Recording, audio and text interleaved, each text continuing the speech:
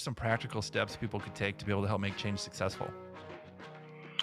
I think one of the things that I said earlier was to demystify what a Kaizen culture is, right? And what we do in Lean or what I would do with Lean.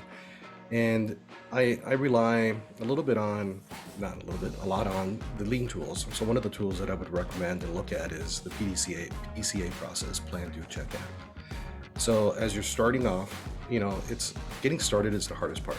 And you don't have to have this huge strategy at the beginning.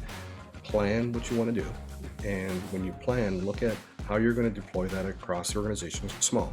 Don't don't try to tackle everything all at once. Um, but as plan and organize how you want to do things, you want to have a structure and a cadence to what you're doing with the Kaizen culture.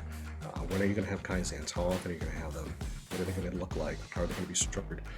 But again, start small because the whole idea is continuous improvement. You want to do that planning, and then the most important part after that is you got to do the doing. You have to set that time aside to either do week-long Kaizens, 2-day Kaizens. Sometimes we just did one today that was a 4-hour Kaizen. And having that cadence to doing is important because that's where it happens. In the Kaizen, you want to get it done, right?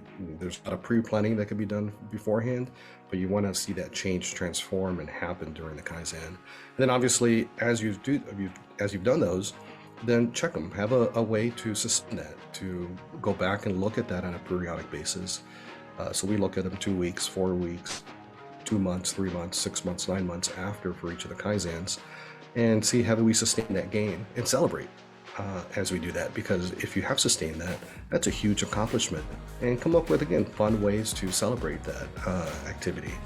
And reinforces the change has happened, especially if you can check it and measure it on a team board or some sort of way that you track the metric. And folks can see that before and after the Kaizen. Wow, look, we did this and we made this change and we sustained it. Then they get invigorated to want to do it again and something different. And then the last part, act on anything that went awry. Not everything's going to be perfect. And plenty of times we do Kaizens and we fall back into some bad habit or something goes wrong or something changes. But that's where, by checking, you're able to then react and act to how to bring it back to where you wanted to establish it at the Kaizen through problem solving and so on. And you're able to maintain that gain because that's usually the hardest part. And then cycle back, go back to that, planning phase, and how do you make that just one better and one step better.